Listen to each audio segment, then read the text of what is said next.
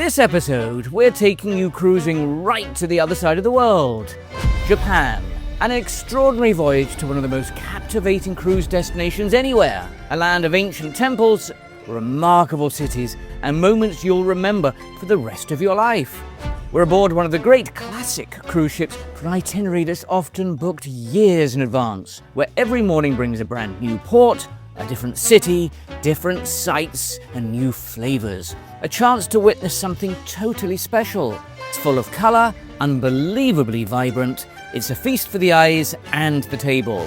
So settle back as we sail through one of the world's most extraordinary cruise itineraries. This is the Ritzy Travel Guide Cruise Diary to Japan and beyond, the land of the rising sun.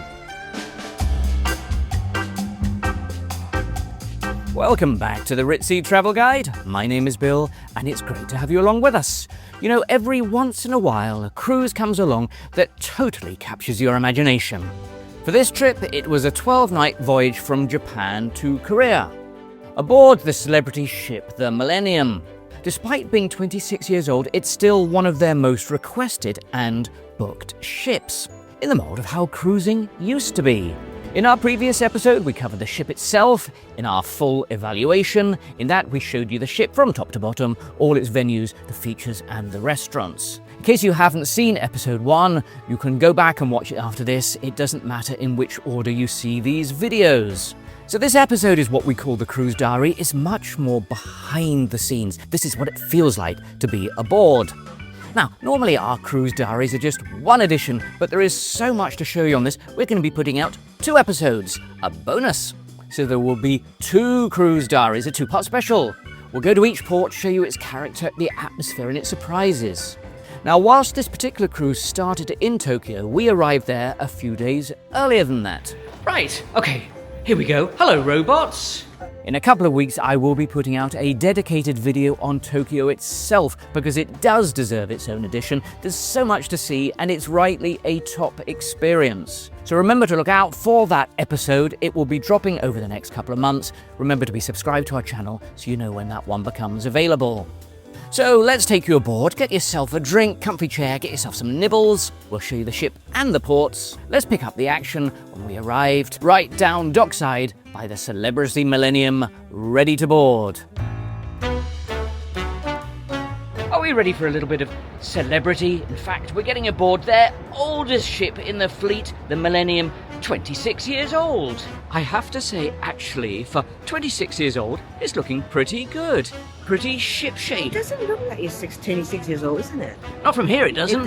It doesn't show its age. They've been out with a duster, they've been out with a chamois leather, they've been cleaning it off. It's looking fair gleaming here in the morning Tokyo sun. I am ready for Japan. Yes, we've got 12 nights going around some of the most beautiful, some of the most vibrant, some of the most interesting ports that Japan has. And this time, I've practiced my bowing. Oh, well done, yes, bowing. And I'm ready for Japan. There's a lot of bowing that goes on in Japan. You've got to do it from the waist, none of this half-hearted head. You've got to do all the way down. Another military knot. Right, well, I always like to look at what's being loaded on board the ship. Where's the champagne?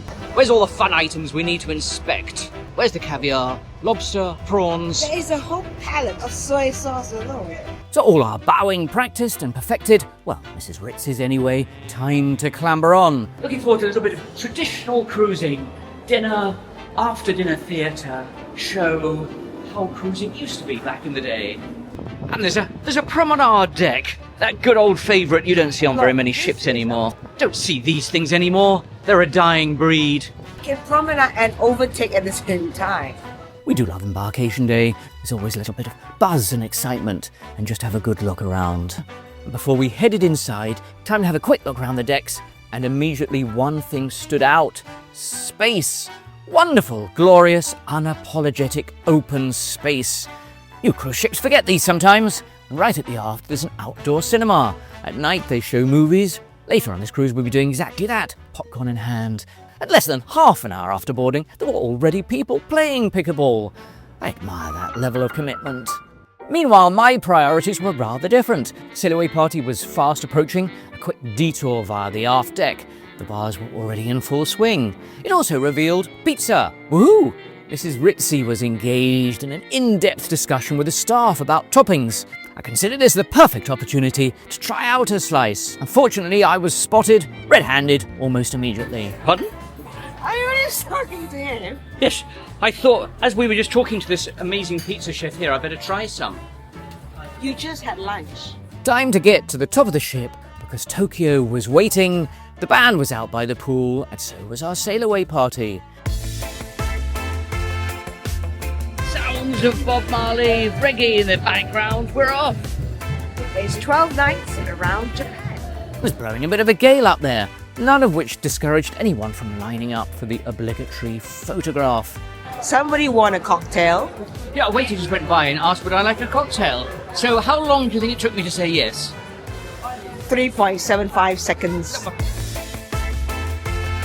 So we sailed away, we've had our cocktail, we haven't even looked at our cabin yet. You know, we have. Should we go and take a look at our cabin? Now, just to let you know, this isn't the most expensive cabin on board, oh no, because most of the cabins on this cruise were sold a year ago. Can you believe it? We only booked 6 months ago, so it was what was left available. Let's go and see what this cabin is, whether it's a little matchbox size little pigeonhole. Well, this is going to be interesting. 26-year-old ship. We've booked an ocean view. Don't know what we're going to get. Imagine yourself back in the year 2000, which is when this ship was built. What did you get? Did you get a porthole? A small little window out? Here we go. We're in cabin 158. Have a look. Oh, we have got a porthole. How about that? We have a view. Let's take a look. Well, hello, year 2000.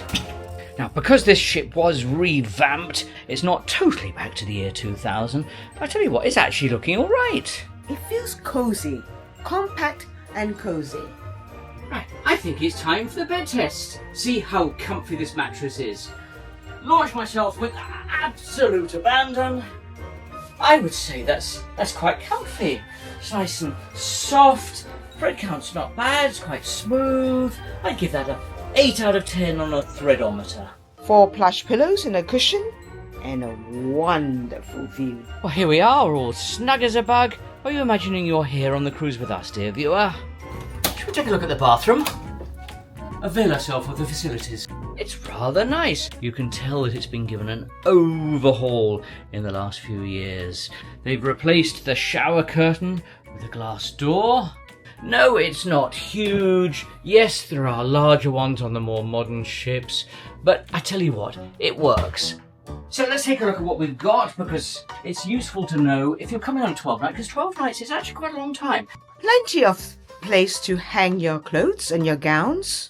Tell you what, I've seen smaller than this. No, it's not huge, but trust me, I've seen smaller than this. You've got 1, 2, 3, 4, 5 shelves.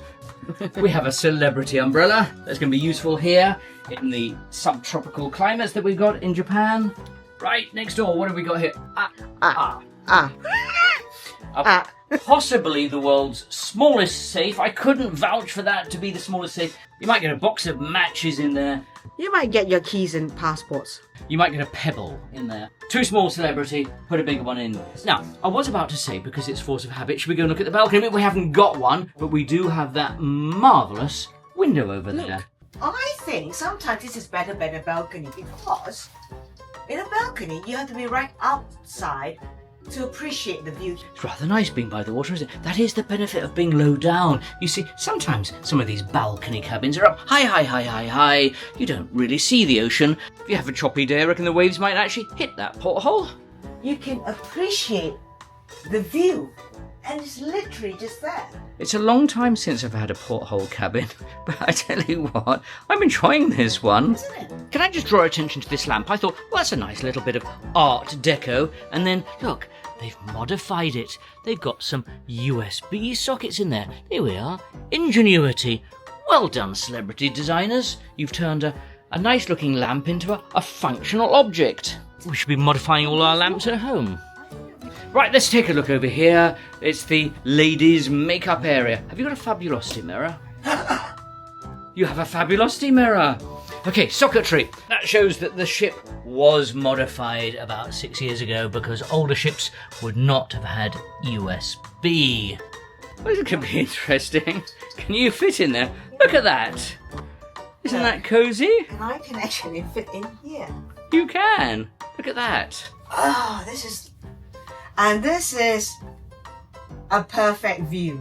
All in all, by the end of the cruise, we came to love that cabin, our porthole cabin. Close to the waves, you feel connected to the ocean. It's a lovely view, and Mrs. Ritzy often used to perch herself there, watching the sun going down. Right, off for dinner, and one of the reasons you pick the Millennium, or indeed any of these classic cruise ships, is for the dining experience, which means a nice sit-down dinner in the main dining room, followed by a show in the theatre, and quite possibly cocktails. Well, definitely possibly cocktails in one of the bars or lounges. Into the main dining room we go, and as this ship is from turn-of-the-century vintage, it's got an old-school charm to it. A traditional two-storey affair, and dates back to when the main dining room was the place to have your evening meal. This was before specialty dining took off as a money spinner. In 2000, this was the venue to get a top-notch dinner and good service. Let's see if it still is. Which is, it's a beautiful evening outside, isn't it? Sun's streaming through the window. We're in the main dining room because I spotted on the menu there's a vegetable Wellington. I quite like what? Wellington anything. Beef, chicken. Hello, Hardon. Thank you and welcome back. Nice to see you once again. We have a fascinating menu.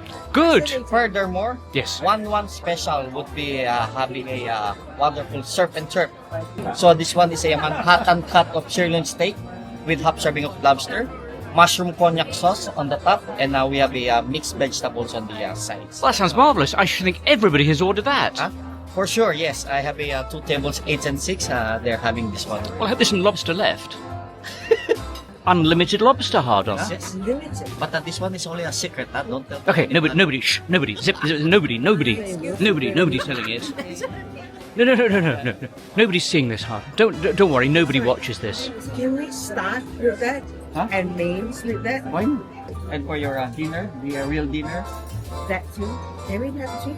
Welcome. You're having the surf and turf twice. It's a secret. Has anybody ever asked you that before? Never. This is the first time. There's always the first time. So special medium rare as a starter and special medium rare as your main course.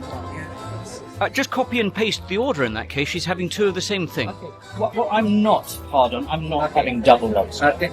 Because that seems a bit weird to me. I'm going to have the vegetable Wellington. Yes. And the special. I'm going to have the special because you sold me on that. You said it's in a cognac sauce. Yes. I don't mind if there's extra cognac. You don't mind? You want it separated? No, just put lots on. Lots on. Oh, it's obviously straight up. There you go. You might have wondered why I'm calling him Hardon. His name is actually Hardon. I haven't made that up, have I? The first time I saw his name, I wasn't sure how to pronounce it. I always just say, "Hi, lovely to see you." Oh, hang on. Thank you. There we go. So we got one beautiful vegetable Wellington there. And, well, first of two of the same thing, really. I feel a little bit guilty because I ordered two of these. It's rather good. Is it? But Well, so did I. I chose very well. This vegetable Wellington is actually delicious. Ah, here we come. Thank you, that looks delicious. Surf and turf. I've never seen this before. What? Not unless we include 20 minutes ago. Look at that. Beautifully plated. I wonder what it tastes like. I wonder what that tastes like. I'm just wondering how many hours you're going to the gym tomorrow as a result of this. You'll be rowing to the next port. See this? The look of satisfaction. At the end of the meal we shared, well, should I say mostly it was me sharing the lava chocolate cake. They're very good. They're very, very chocolatey. That's a mini gusher. By the way, if you're enjoying this video, do give it a thumbs up, give it a like, as it lets us know we're on the right track, and we'll try to put out more of this type of material. In case you're wondering what this QR code is, one of these newfangled things. It enables you to take out your phone, snap it, and it will take you directly to our site. Lets you subscribe so you don't miss any future updates, and you'll know when our new videos are released. So far so good. Most evenings we like to have a wander around the ship, take a drink, before heading to a theatre show. First, let's wander through the Rendezvous Lounge, where they often have a nice acoustic set. You can see why these smaller, mid-sized classic ships remain extremely popular with experienced cruisers, those who have been around the block, because the atmosphere aboard is calm, it's relaxing. In a way, it feels a bit like an upmarket jazz club. The lights are low, it has a feel-good factor. Dinner over, time for a cocktail. Let's head to the Martini Bar. Here we go, Martini Bar, gearing up for its nightly 8 p.m. bartender show. It's all I see the top, an ice bar. Great place to sit in the atrium, see everything that's going on around the ship from one spot. Sit on your stool and watch the world go by. You can indeed, because every evening at precisely 8 o'clock, something rather special happens around celebrity ships. You can practically sit your watch by it, because the Martini Bar comes alive. It's become something of an institution long before the show starts in the theatre. This is where the entertainment begins. Bottles flying through the air, whirling around like firework wheels. Fountains of martini, impossible catches, and just enough danger to have everyone wondering whether the next bottle is actually going to make it. Cameras come out, people cheer, it's energetic, it's infectious, it's completely over the top. It's one of those celebrity traditions that passengers stop to watch, even if they're not planning to order a martini. There's also lots going on around you, so it's the best place. It is. Time to head to the theatre, and the Millennium class is known for their theatres. For a few reasons. Firstly, because they are a really sizable space on a small ship. Manageable numbers means that you don't have to fight off the hordes such as you do on large ships. You try getting into the theatre on some occasions on the new ships. They don't often have enough space. Here, it's more elegant. It's got a time-gone-by feel to it. It's how ship theatres used to be.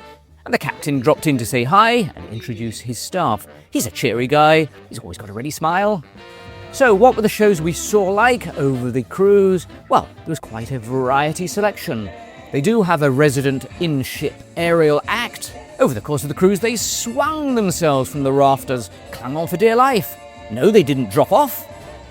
So far, so good. The first 24 hours, we were impressed with the Millennium. It was giving us exactly what we wanted out of a classic cruise ship. Got a lot more of the ship to show you coming up in this video. At night time, people will get quite carried away. We'll show you some of that. But now I do want to drop in some of the ports of call, because for many people, this was the reason they booked this trip. And you might want to as well, after you've seen some of them. Because right now, the Asian region is one of the cruise industry's top sellers. Some people are saying, I've seen enough Mediterranean, I've seen enough of the Caribbean, show me something different. People are flocking to these Asian cruises. People want a genuine change, and Asia does this. There's a lot of choice from Singapore, Malaysia, Thailand, up to Northern Asia. We're going to be going on a few cruises over the next few months in the Asian region, and we'll do our best to bring you our thoughts on it. This particular cruise, we had 8 ports of call over 12 nights. So you can consider that pretty port intensive, but you don't have to get off at every port. We did, but you don't have to, but each are very different. So I'm going to show you a selection of what we think were the best ones. Let's start off with 2 right now. The first one is as we arrived in Osaka. And welcome to Osaka. Now, Osaka is known to be vibrant, buzzy, and slightly bonkers. It's a little bit chaotic. All of the ingredients to be a pretty fun port stop. And we're going to be here for an overnighter. First day, we're going to spend looking around Osaka, and tomorrow when we wake up, we're off to the legendary, the iconic Kyoto. Now, you don't often say it. Iconic Kyoto is so well known the world over for being a beautiful historic town, so really looking forward to that. It used to be Japan's capital back in the day and has 17 UNESCO World Heritage Sites. Almost nowhere else in the world has so many. It shows you how amazing Kyoto is. Osaka, we self-toured. It's very doable. Kyoto, we had a guide, a fantastic guide. I'll tell you about him and that later on. And incidentally, I haven't mentioned it yet. We filmed this when we were traveling in mid to end of May. It's a good time to do exactly this itinerary. So let's pick up the action as we arrive in Osaka. And Celebrity docks right by the centre. In fact, right by an aquarium with a whopping great Ferris wheel. It's a buzzing port. There's lots to see as you arrive. Do make sure you get up early to see the city hoving into view. A lot of the ship were doing exactly that. It's quite the spectacle as we glided in. We started off in the city's historic quarter, and first on the list is Osaka Castle. You get to it through this glorious park. It all looks very medieval, with huge walls and a moat, and these lovely historic-looking boats plying the waterway. It's quite the sight. Now, this isn't just any old building. Osaka Castle is one of Japan's most famous landmarks. Here it is! And even before you enter the castle itself, the approach is part of the experience. Kimono is so ornate. Wasn't it pretty? It's just so pretty. When you put it on, you look somehow very regal, very demure, The Japanese ladies in kimonos are very demure. Around the castle, you often spot couples and families dressed in beautiful kimonos, strolling through the grounds or just posing for photographs. The castle you see today is part original, part reconstruction, because over the centuries, the original has been struck by lightning, has been knocked about by various wars, and has been rebuilt in parts. When you see it glistening in the sun, it is quite the sight. Inside, the castle has been transformed into a museum, which is spread over several floors, telling the story of the samurai era. And right at the top is an observation deck, and that's the reward for making the climb all the way up there. You get beautiful, wonderful panoramic views right across Osaka. Having explored Osaka Castle, it was time for something completely different. Welcome to Kuromon Market. Known as Osaka's Kitchen. It stretches for about a mile, winding round and round, and it's packed with dozens upon dozens of stalls. We got all manner of fish on a stick. Anybody feel like octopus on a stick? I love markets. There's a certain buzz, isn't there? There's a lot going on. It's a sensory overload. It's a positive cornucopia, treasure trove of delights. Now, anybody watching this, if you're a seafood lover, you're in paradise. It's a visual feast, isn't it, really? Now, you've got to be quite brave at these markets because you've probably not tried all of this. We've got everything from fish to meat to bright pink flowers. Scallops, oysters, king crab. We got fried fugu. Do you know what fugu is? It's pufferfish or blowfish. You've got to know how to prepare that. You've got to have a license for that in Japan because blowfish, pufferfish, it can kill you, really. At a stroke, instantly. Alive 1 minute, dead the very next. Look at the marbling on that Wagyu. You can just imagine it, can't you? Have one of those on your barbecue, and I think you'll be a happy, happy, happy person. Mrs. Ritzy loves tempura. If you want to know one of her favourite foods, it's battered tempura. The gym bunny loves fried, battered tempura. The way to Mrs. Ritzy's heart and stomach is tempura. You almost wouldn't think those were real, would you? But they are. They're huge. Let me put my hand there for size. Huge, huge, huge king crabs. Oh, spiky urchins. I remember you trying some of these in Barcelona. They say very recommends. Very, very recommends. It says so. Very, very recommends. They're #1, apparently. Very recommends. Wow, suddenly... smoke. What's he making? Oh, please take photo and upload. Follow him. There we are. Anybody who wants to follow Instagram. This fish on a stick. He's charcoaling it. Slow charcoal. Could you get any more red? I haven't saturated this screen. It really is very, very red. Lean tuna. I feel like I need a pot of yumminess. There, look. It could almost say yumminess in Japanese. It says Valentine chocolate tart in a bottle, but it might as well say yumminess in a bottle. We're somewhat tempted by some oysters there. 580 yen. That's almost a bargain. That's almost free. You're thinking of them, aren't you? At that price, it would be silly not to. Difficult to know where to start. Sorry? I just have one. One? One? Are you going to have it raw or grilled? Raw. Raw?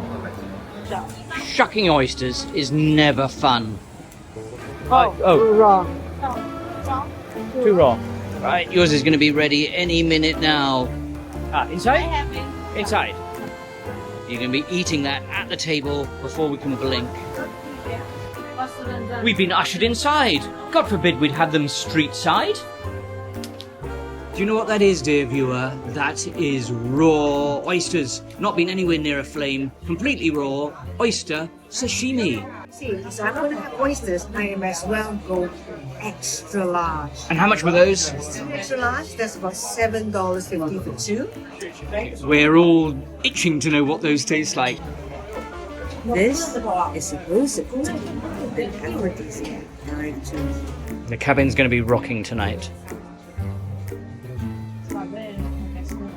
That was the largest and one of the best tasting oysters I've had. And texture, very, very good. Suitably refueled, we walked off to nearby Dotonbori district. This is all centered around a canal. In fact, it's one of Japan's most famous entertainment districts. And it's wonderfully different by both day and night. You can go to either. Don't forget, on our cruise it overnighted. Yours possibly would too, so you can come here at night. During the afternoon, there's that lovely, relaxed atmosphere. Boats gently cruising up and down the canal. People sitting by the waterside. It's a great place just to chat and have lunch or a meal. Every few steps there's another cafe. Great place for you as a visitor to come and sit and watch it all unfold. As the sun began to set over Osaka Bay, we returned back to the Millennium. We'd been ashore for the past 8 or so hours, just the right amount of time, have a perfect balance. Back on board there was really only one place we wanted to be, the Sunset Bar. It's perched right at the aft of the ship. It's one of our favourite spots on the Millennium. It's elevated above the wake with uninterrupted views across the harbour, and it is the perfect place to watch your gently drift by with a cold drink in hand. Many of our evenings started exactly like this, finding a comfortable seat, ordering a drink and watching the comings and goings. The best part of cruising is the ability to dine al fresco under a blanket of stars. Beautiful. You can take your pick, really. You can sit at the bar, you can dine out, have some dinner. What you see here is exactly why older ships do have a place in our heart, with a view. As the boats gently motored across the bay, this is the sort of cruising we love. By the way, Ritzy Travel Guide is on Instagram and Facebook. If you want to know what we're up to in real time, you can follow us around the world on both of these. You'll see what we're trying out, the countries we visit, and behind the scenes. The channel name is the same as here, Ritzy Travel Guide for Instagram and Ritzy Travel Guide 1 for Facebook. And I'll also put the address down in the description box for this video. So follow along with us on Facebook and Instagram, and we'll see you in those. Later that evening, it was the captain's cocktail party, up in the sky bar, the observation lounge, perched up high at the front, panoramic views all around. Well, cheers, it's the captain's cocktail party as we sail off into the next port. Bit of jazz in the background. No. This particular evening, it was a loyalty evening. They were honouring some of their repeat customers. And the longest serving guests on this particular sailing were a delightful Japanese couple who had sailed with Celebrity more than 100 times. And because we were staying overnight in Osaka, Celebrity had organised something rather special. Instead of simply putting on another production show, they invited a local Japanese taiko drumming troupe aboard to perform in the theatre. Now this I really like. Whenever a cruise line brings local musicians, performers, artists on board, it helps connect the ship with the destination you're actually visiting. It all feels much more immersive, more authentic. For that evening, Japan came aboard to us. The theatre absolutely reverberated to the sound as they pounded those drums.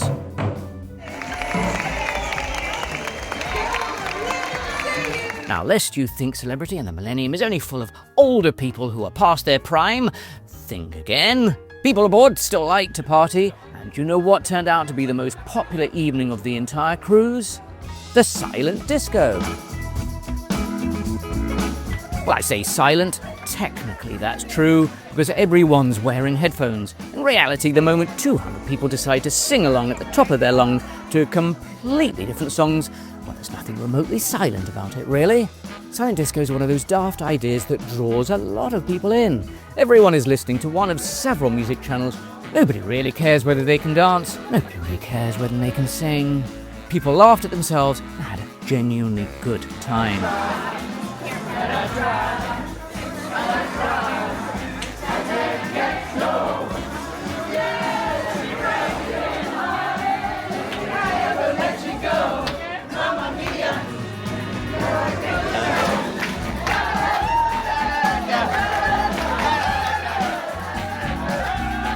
Well, we were worn out by then. and I suddenly had a craving for something a little bit sweet, a little bit of sugar. Do you know what came calling?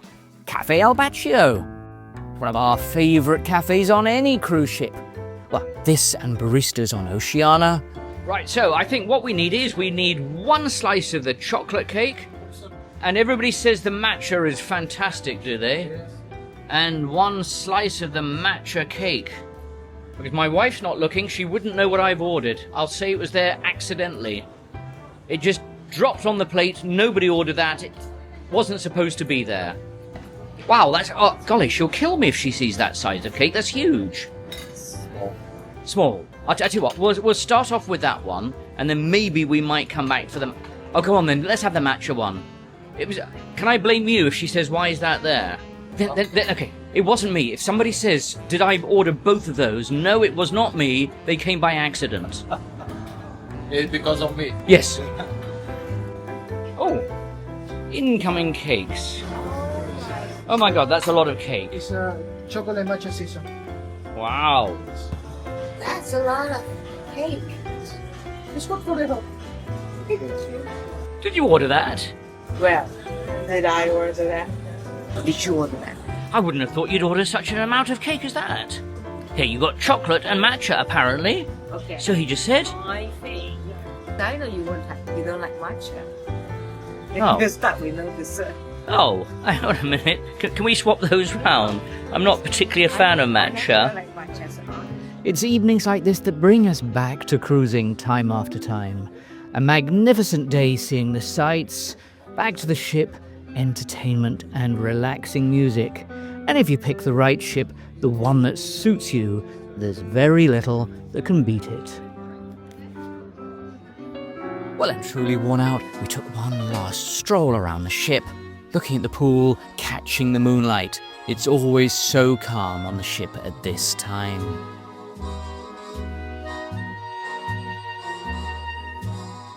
Next day, we were into Kyoto, for many, one of the highlights of this entire cruise. Now, a couple of logistics to tell you about before I show you Kyoto. As you don't dock there, you go from Osaka, you have a couple of choices how to get there. First, you can self-tour, you can take the bullet train, that's about an hour away, but it does require some planning, some logistics. The alternative is to take a ship's tour, a lot of people did that, or what we did, you can book an independent tour, and there's a number of reasons for doing that, mostly because independent tours are much smaller groups. You can focus on the bits that most interest you. We did that, and we had the most charming, smiling, and engaging guide you could ever ask for. I'm about to show you what we did, and later on I'll give you the information on who we used so you can book it should you wish if you go here. Now we're about to see the Golden Pavilion, the Kinkakuji. Huge number of people come, thousands of people come see it every day. You sweep round the corner, and then there it is, shimmering in the distance. You seen our tickets? Yeah. How artistic is that? I love this. This is one of the most creative tickets. Isn't it? And I have to say, photographs really don't prepare you for this. This, our first stop in Kyoto, was somewhere we'd been looking forward to for months. As you round the corner through the trees, the pavilion suddenly appears. The first glimpse is genuinely breathtaking. Its upper two floors are covered in genuine gold leaf. And on a beautiful sunny morning like this, it seems to glow, whether you're seeing it from ground level or above. Absolutely stunning, isn't it? And do you know what? This was the retirement villa of the third shogun, and that's real gold you see on there. They put gold leaf on it, and each year they add to it to layer it. I think it's shimmering in the sun, but unlike a lot of golden buildings around the world, it's not painted in gold. It's layered with gold leaf every year. So the shimmer never ends, and it's just one of the most ornate buildings. Absolutely stunning. It's one of those rare places that reality really does meet the hype. And the surrounding gardens are every bit as beautiful. It's genuinely stunning. Take your time to wander around.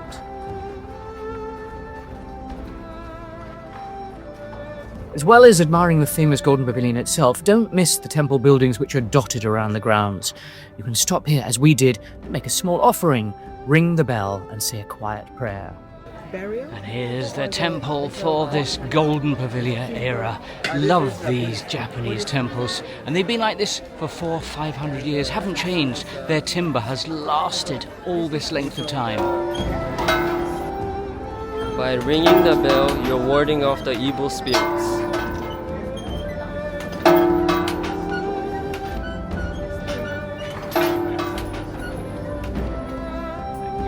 It is such a lovely atmosphere there, and Mrs. Ritzy made a little wish and a dedication of her own.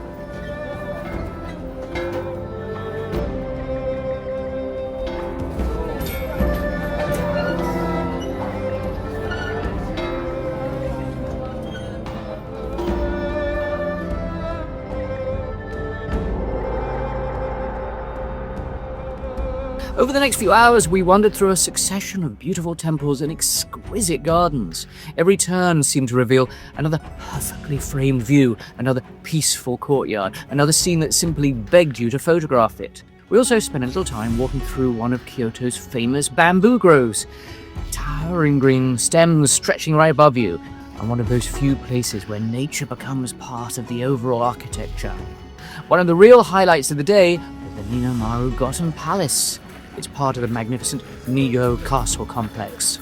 So this was the summer palace of the shogun. Summer palace, like a second home. A second home, yes, just a modest affair. Yes, this gate was especially for the emperor to enter. You can see the emperor's logo spread across the gate, which is to show welcome, emperor. The majesty and the height of this, the scale of it and the colours of it. This was designed to impress. I'm a samurai, I'm a shogun, and I've done well in life. So what they have out here is a Zen garden, traditionally a very smart form of horticulture in Japan, and inside you can create your own miniature little Zen garden. Now, are there any rules as to how you have to design your garden? It's whatever comes to your mind. Is it? Right. Okay. Well, you've got your own little rake. So you can lay it out exactly as you like.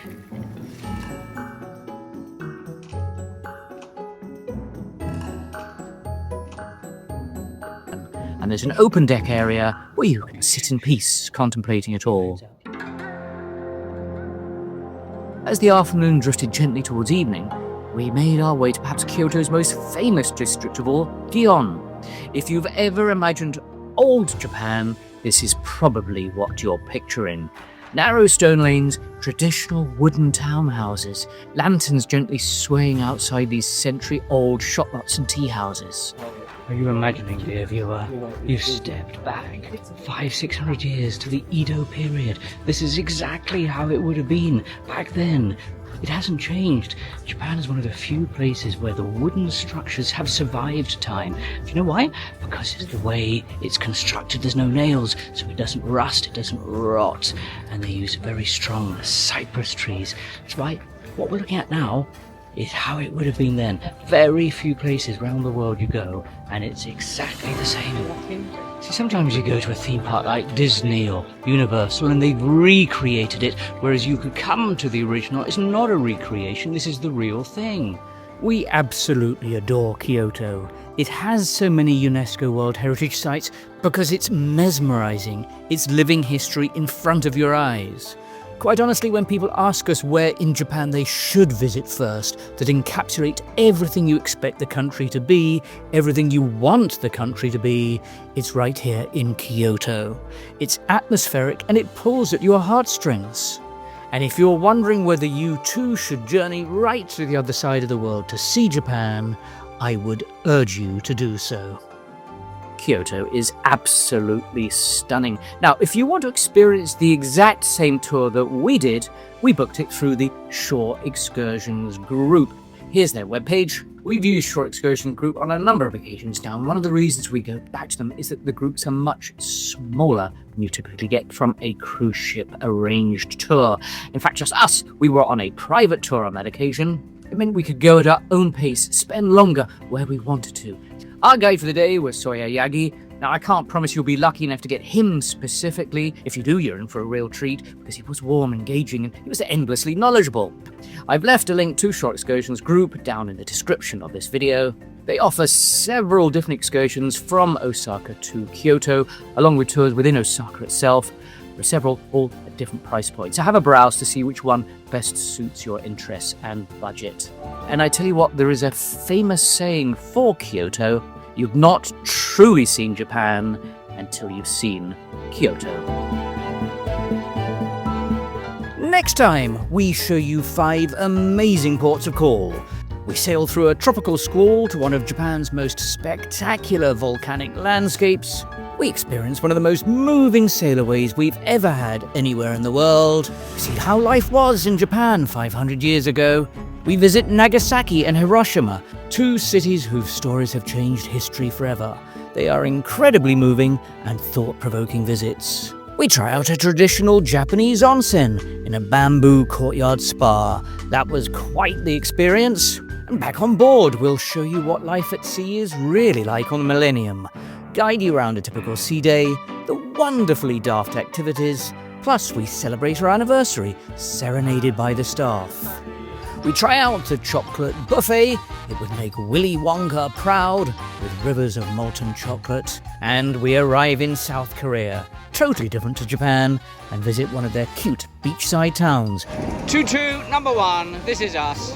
The adventure is only just beginning. We'll see you in part 2 of our cruise diary. If it's available, you can click on it right now. It's here. If not, please wait a couple of weeks and it will be there.